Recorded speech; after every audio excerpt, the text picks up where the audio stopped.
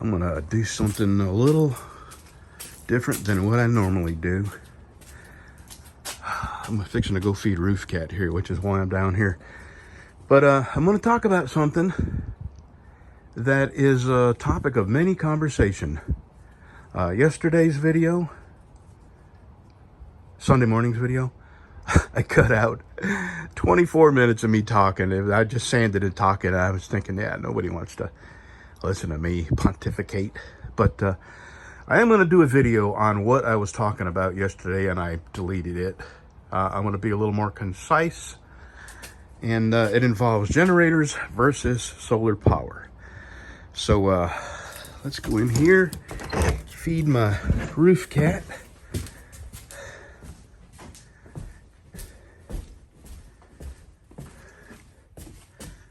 And get the day started. I was going to work on a knife, which is in the tempering oven, but I may do that late tonight and then take a shower. Oh, I just broke the spoon. Hello, kitty.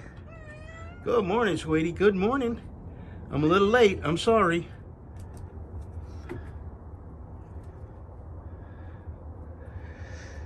Yesterday, she had a real hard time jumping from here up to there, so I got a feeling it won't be long. We'll have to start feeding her down on the steps here.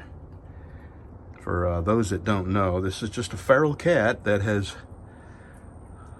lived here for 12 years underneath this building, and I have been feeding her for almost 6 now.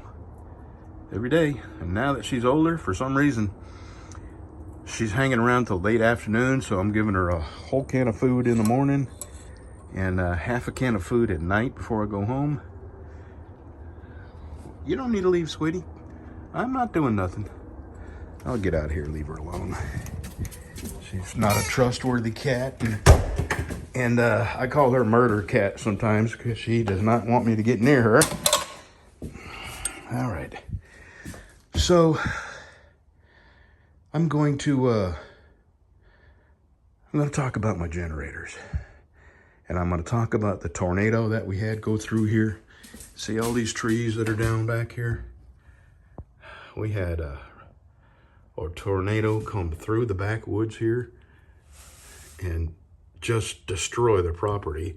And we had 18 trees come from that property onto our property. This is my shop here. My house is that way a couple of 100 feet. And this is a mobile home that I have turned into my shop. So anyway, we learned a lot with them 4 days. No power, no cell service. TV stations towers came down. Radio station towers came down. Our town ran out of diesel fuel, so they couldn't pump our water. And they couldn't pump the sewage pumps. So that's another thing I want to touch on is, you know, we live in town and we flush our toilets and the goodness just disappears and we never have to deal with it. However, a couple of more days of that, and we'd have had some backing up into people's houses, you know. And I'm going to show you what I have decided to do should that ever happen again. So let's get started. All right, this is my quiet generator shed that I built. I mean, I bought the plastic shed, and I put a vent on this end. I put a big fan on this end, and it blows air out. And this is the generator. It is a 7.5 kilowatt. It does have 9.5 kilowatts of surge, but it runs on gasoline and propane. It's a push button start. It does have a pull start. You can pull on that. And I run my entire house on this. And let me show you what else I've done. This does consume a lot of electricity. Here's the propane tank. I can get 70 hours of straight running time out of one tank. I can get about 14 hours out of a tank of gas. And this thing, my entire house, with the refrigerators kicking on and off and the freezer and the hot water heater kicking on and off, this never seems to operate at higher than about 50% capacity. So I got a lot of room to, I can plug in a lot, but it does consume a lot of gas and propane. So I put this up here, and I have a small generator that runs on a teaspoon of fuel. I'm talking, I mean, it will run forever on very little fuel, and it will power that air conditioner.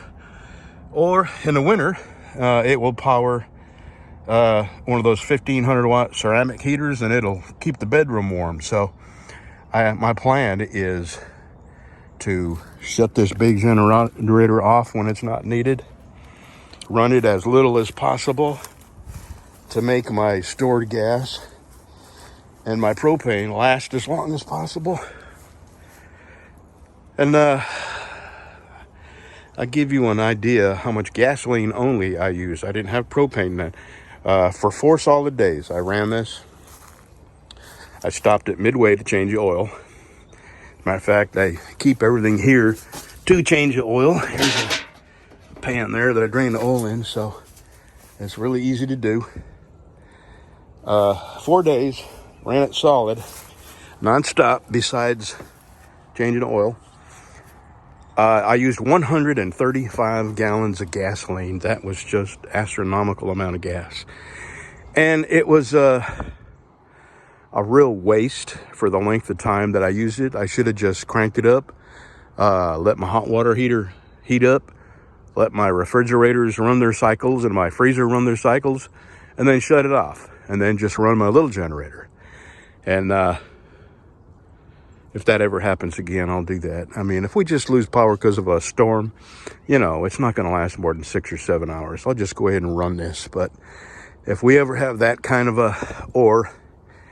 if we ever have, that length of time stop our electricity, or even worse, let's just say an EMP or a hacking, any one of a million things that could have happened. And here's something else. I want to mention that when Katrina came through New Orleans, the storm wasn't even finished before the looting started. And other places where they've had riots, and immediately when the riots start, the looting starts. Well, I live in a town of 2,100 people, and we lost power for 4 days, solid. Some for longer in the surrounding area, some for, 10, 11, 12 days. But there was no fights. There was no rioting. There was no looting. There was people helping each other. I mean, totally different scenario than what happened in the big cities when the lights go out or when a catastrophe strikes. So I'm glad I live where I live. And it's just a real indication of what we might expect should society as we know it change drastically. And I'll just leave it at that. I mean, if you've thought about the different scenarios, you're probably on the same wavelength that I am. Anything could happen at this point. I think 2024 is going to be a very interesting year. Okay, so let me talk about solar. Let me go back to the generator. The generator I bought at Tractor Supply for about $600. I wired it directly. I went underneath my house and wired it, went up into my electrical panel, and I wired it into my electrical panel with a safety switch that I, have to throw one switch in order to throw another switch to charge my generator, to have my generator charge my control panel. So I'm into this, counting the little house here that I made, and the fan and the vents and the wire and the circuit breaker that I had to add to accommodate the generator. Into this about $1,000, $1,100 tops. $1,100 if you would include the little platform I built there. So $1,100, and I have some solar. I have some solar on my front porch that charges a battery, And that battery runs a couple of lights on my front porch. It's just a little 30 amp solar panel. I have another solar panel that keeps the battery charged that operates my gate. And I think that's like a 10 watt solar panel. Well, I've done a little research and I have no real experience with large quantities of solar generated power. But I have done a little research, and the cost of solar, which is not portable. This is portable. I can pick this up and move it anywhere I want. Same with a smaller one. I can pick it up in my hand and carry it. You can't do that with 7 kilowatts or 8 kilowatts or 10 kilowatts of solar power. To get 7.5, 8 kilowatts of power to your house using solar, you'd have to have 20 panels. And then you have to have the hardware to mount your panels. And what does a panel cost? Let's just say, and it's probably way more than that, let's just say you can get panels for $100 a panel. 20 panels, $2,000. So then you got to have the hardware to mount it. That's not cheap. Then you got to have a lot of wire to get the power from your solar panels to your charge controller, which is also not cheap. When you're talking 8 kilowatts of power, you have to have a very large charge controller. And you can't buy cheap ones because they'll fry your very expensive batteries. So you have the solar panels, a couple of thousand. You have the wire and the hardware to mount them, another $1,000. You've got a charge controller that determines how much of that solar goes into the batteries. Let's just call that $500 for a charge controller. I mean, a good, reliable charge controller. So now you're at $3,500. And this is you installing it. And then you have batteries that are not cheap. The batteries, you would spend as much on batteries as you would on solar panels. And then here's the thing. I have had people say, well, yeah, what's going to happen when you run out of gas, dude? Yeah, the same thing that would happen to you when your batteries reach their life of the amount of charge and discharge cycles. So the thing about these batteries is they're very, very expensive. They have a limited amount of charge and discharge cycles. They don't last forever, and neither do solar panels. Solar panels, the efficiency of solar panels decreases. I think at the end of 5 years, they're 20% less efficient. So you lose efficiency on your solar panels. Your batteries will eventually quit taking a charge. Your charge controllers are very delicate. It wouldn't take much. They break often. And then you have a huge inverter. Huge. To supply your house with 8 kilowatts of electricity, it has to go through an inverter. That's going to run you $6,000, $5,000. So to run your house on what I've got here for $1,100, you'd have to spend $12,000, $15,000 for the batteries. And here's another thing. You're reliant on the sun. Let's say the sun charges your batteries all day long. Well, you can only use 50% of what your batteries contain. You can't bring the charge in your batteries down lower than 50% or you damage your batteries. So let's say you've got 8 kilowatts of solar power and you've got batteries that store 8 kilowatts of power. You can only use 4 kilowatts of that because you can't bring your batteries down to less than 50% level. And there are so many things that can go wrong. So let's just say you need 8 kilowatts to run your house. So you've got to double your panels. You've got to double your batteries. You've got to make your charge controller big enough to handle all that additional wattage going into your batteries. I mean, now you're talking $20,000.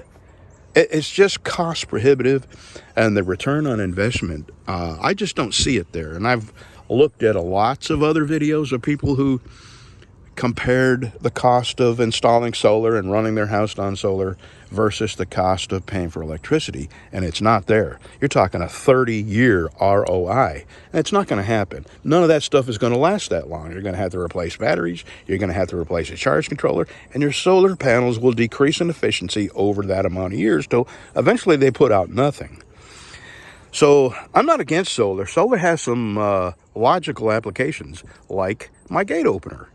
If I didn't have a solar panel charging a battery, I would have to run electricity out there to the to the battery to keep it charged, or run 110 to the motor of the gate opener.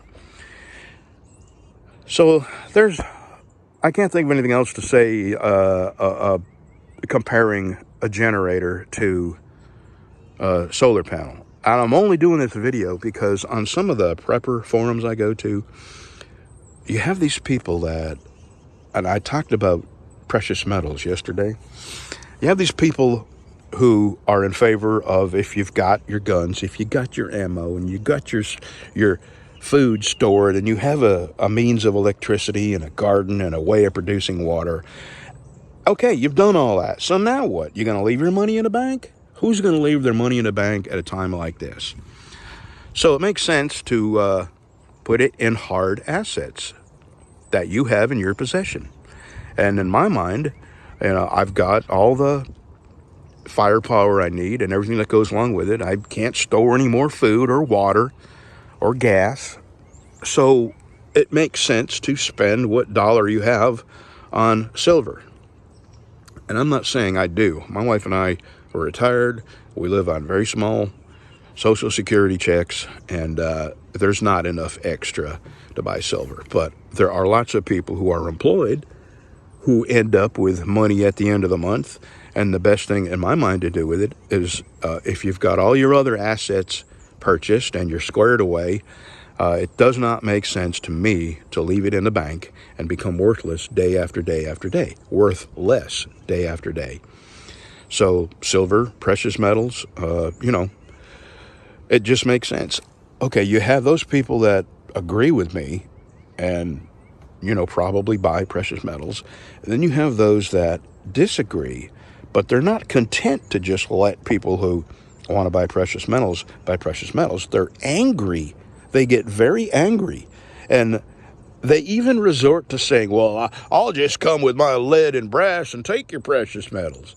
Yeah, well, that's just not going to work, because anybody who's at the point in their life where they're buying precious metals has all the other stuff taken care of. So don't be ridiculous. You're not going to go marauding. I mean, if you don't want precious metals, why would you go maraud? Why would you go take other people's? And it's the same with solar versus a generator.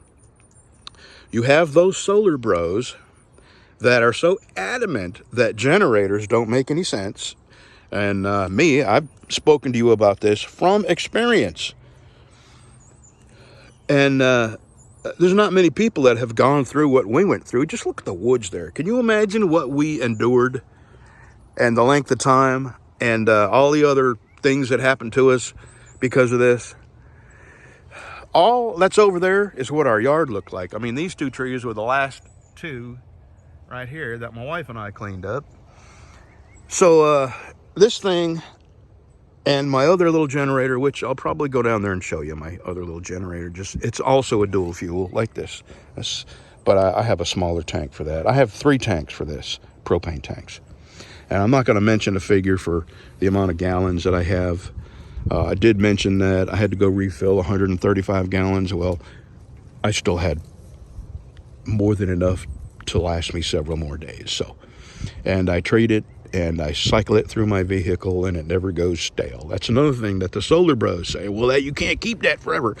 I've had gas for 2 years and it ran all my equipment. It ran my generator, and that's ethanol gas. Now I store it properly. I treat it and I cycle it through my vehicles and refill the tanks. I mean, it's not, I just let them sit there and rot for 2 years and forget about them. I take care of them. And I have propane in an amount. I'm not going to mention that amount either. So, but yeah, the solar bros, they're just like the people who are don't want to buy gold and silver. They're not content just to let people who want to buy gold and silver buy gold and silver. They're adamantly opposed to anybody who speaks about a generator.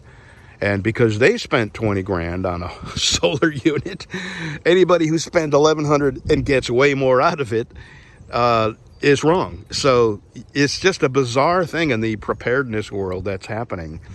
And, the keyboard removes accountability and people just say the meanest things to each other. And especially when you mention, well, you know, there may be a time when I can't get any more gas, but it's also going to be the same time when you can't replace the broken components in your solar system. So, you know, who's right, who's wrong? It's just what you want, and I'm quite content to let the solar bros buy $20,000 worth of solar equipment, and they should be quite content to let me spend $1,100 on a generator and run this till I can't buy gas anymore, or propane. So let me walk down there and show you, before I do that, let me talk about sewage. If there comes a time when the city can't, see that green pipe sticking up right there? That's where my sewer goes, down this hill. You see that pipe right there? I'm gonna zoom in. Right there. Hold on 1 second. That's a clean out. And then it goes from there down to that green pipe right there. And then that's the city line that goes the back of our property down here. And then you see this hill, it's uphill, and there's a subdivision back there that's way higher than us, and all their sewage comes down and gets pumped to a pumping station down here, and it gets lifted, or they call it a lift station, and it gets sent to where they process the sewage with electricity and diesel generators. So when the diesel runs out, they're not going to be able to operate that lift station, and all that sewage is going to start backing up into people's houses. And I intend to go down there to that clean out and fill it up with concrete. And then it'll start coming out, you know, so we'll have sewage down here because people would just keep on flushing and keep on flushing. And that's my suggestion. If you are connected to a city sewer, have a way of plugging it from backing up into your house. And I already told my wife that I can have a, you know, and I'm talking about in the most drastic of scenarios, if life like we know it changes forever, I can disconnect that and set me up a septic tank and some field lines, and we can still live life like normal. We'll just have to dump water in the back of the tank. All right, let me go show you my little generator. All right, this is a Champion dual fuel 2,500 watt generator, and it is whisper quiet, and I am not exaggerating. When you step 40 feet away from it, you can't even hear it run. And I've run my AC on it, I've run a heater on it, and not long ago, I put that generator in here, and I rode up to my gate, and I have a half-inch drill. Here's what happened. I have a gate that I kind of reinforced, and I had to put a much bigger locking mechanism on it. So I had to use a 1-inch drill bit with a 3/4 inch shank, and none of my battery powered tools would work. So I have a really big drill, and I use that generator to go up the hill to my gate, crank the generator up, and worked like a charm. Okay, I have another 30 watt solar panel. I just have this as a spare, and I have another 10 watt solar panel right there as a spare. I have another motor up there as a spare, and that battery is fully charged. That battery is fully charged. And since I'm here, I'm gonna go ahead and I gotta get my glasses out. I can't see which is hot and which is not. So let's see. All right, there's positive. I'm taking this opportunity to charge all my batteries up. I'll tell you, I really suspect that, oh boy, it's dead. Huh? Let's see what we got. It told me, well, okay, let's go and give it a try. We'll see. It's not really blinking, and it's only blinking through the phone. So it has absolutely zero charge in it. We'll see if it charges. Anyway, I got plenty of batteries plus some up at the house. Alrighty. Yeah, I got to put the temporary charger on that. All right, you ready to go? We're not going anywhere. Let's go to the house. All right, so for the rest of the day, I'm going to be working on this knife here. I think I can get the handles on by the end of the day. Got my straightening jig here.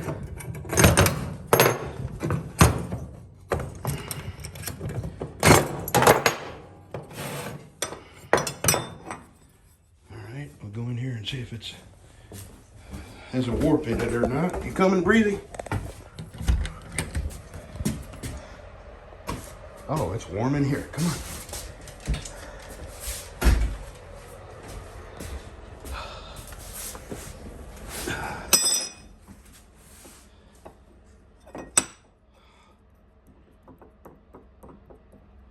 All right.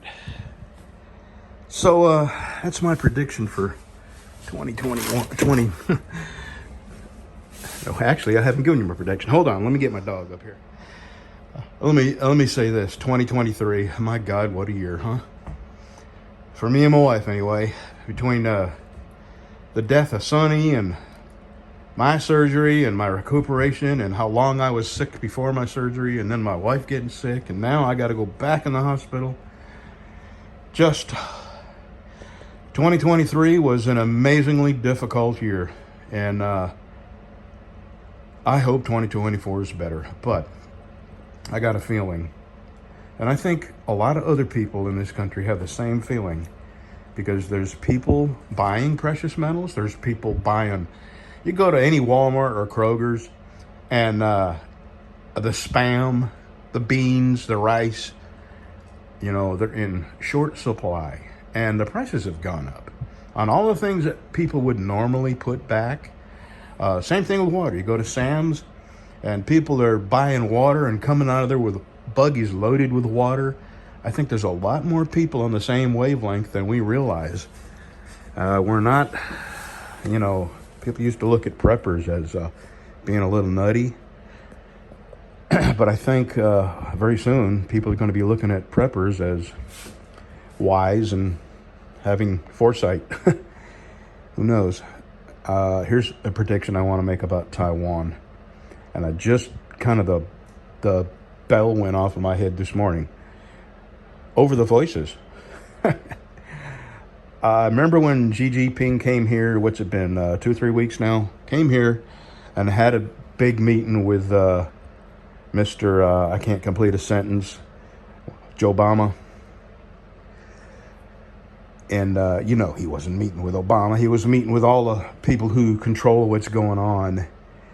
And all the elite, all the rich folks, the Bill Gates, the you know, all the other people were hobnobbing with Xi Jinping. I have a suspicion.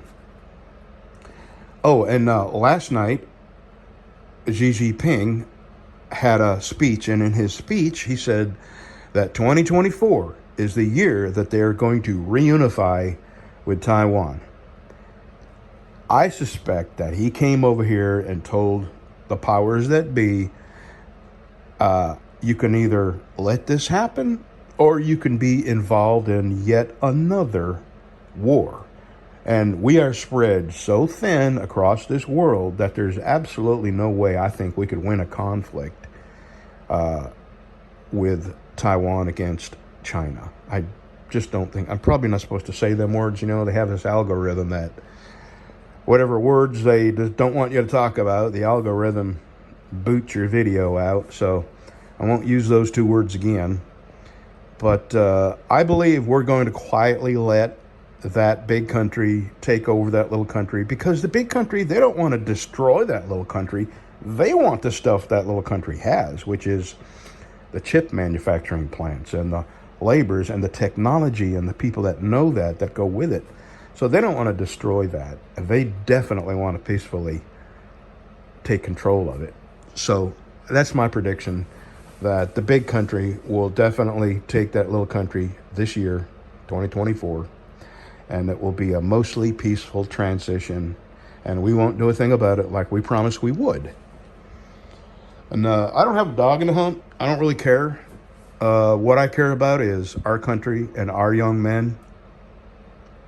And I don't want them being sent anywhere to have their lives taken. And let's not forget, Joe Biden, Donald Trump, Bill Clinton, all three were draft dodgers. Bill Clinton fled to Canada when his draft deferments ran out.